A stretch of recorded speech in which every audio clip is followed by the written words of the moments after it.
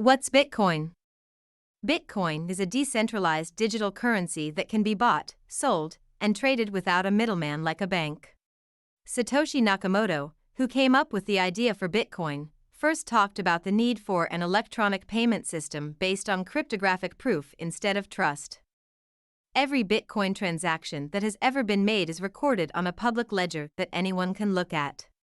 This makes it hard to undo transactions and hard to fake them. That was the plan. As part of their decentralized nature, Bitcoins aren't backed by the government or any institution that issues them. Their value is only guaranteed by the proof that's built into the system itself.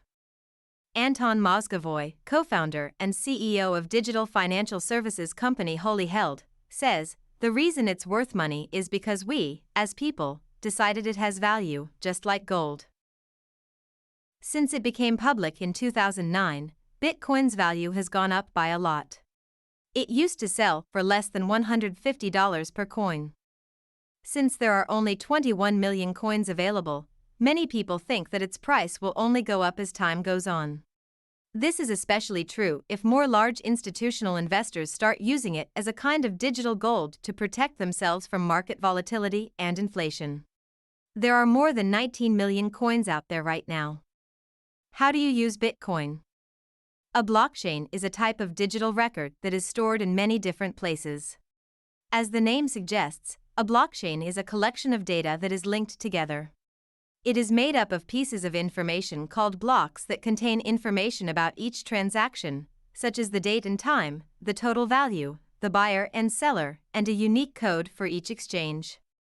Entries are linked together in order of when they were written, making a digital chain of blocks. Stacey Harris, a consultant for Pelicoin, a network of cryptocurrency ATMs, says, "Once a block is added to the blockchain, anyone can see it. It acts as a public ledger of cryptocurrency transactions." Blockchain is decentralized, which means that no one organization is in charge of it. Buchi Okoro, CEO and co-founder of the African cryptocurrency exchange CODAX, says, "It's like a Google Doc that anyone can work on. No one owns it, but everyone with a link to it can add to it. And as different people make changes, so does your copy." Even though the idea that anyone can change the blockchain might sound dangerous, it's actually what makes Bitcoin safe and trustworthy.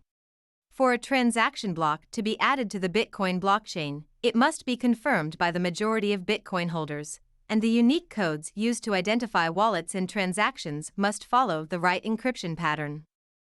These codes are long, random numbers, which makes it very hard for a fraudster to make them.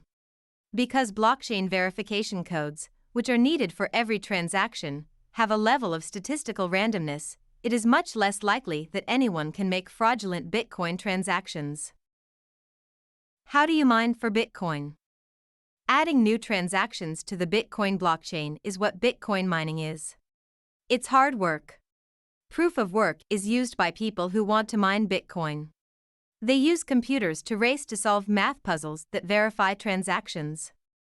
The Bitcoin code gives miners 6.25 BTC for each new block. This is to encourage them to keep racing to solve the puzzles and keep the system running. That many BTC are worth almost $190,000. Okoro says this is how new coins are made, and how new transactions are added to the chain. In the beginning, the average person could mine Bitcoin, but that is no longer true. The Bitcoin code is written so that its puzzles get harder and harder to solve over time, requiring more and more computer power to do so. Today, to be successful at Bitcoin mining, you need powerful computers and a lot of cheap electricity. Bitcoin mining also doesn't pay as much as it used to, which makes it even harder to make up for the rising costs of electricity and computers. When this technology first came out in 2009, you got a lot more Bitcoin when you got a stamp than you do now, says Flory Marquez, co-founder of BlockFi, a company that helps people manage their crypto wealth. There are more and more transactions now, so the amount you get paid for each stamp goes down and down. By the year 2140, it is thought that all Bitcoins will be in circulation. This means that mining won't create any new coins, so miners may have to rely on transaction fees instead. That was it about Bitcoin. I hope you got wiser on Bitcoin and maybe even want to invest so you can enjoy more financial freedom in the future. My name is Cryptomandin. If you liked the video, be sure to subscribe to the channel and smash that like button, it will be highly appreciated. I will see you in the next video. Goodbye and take care.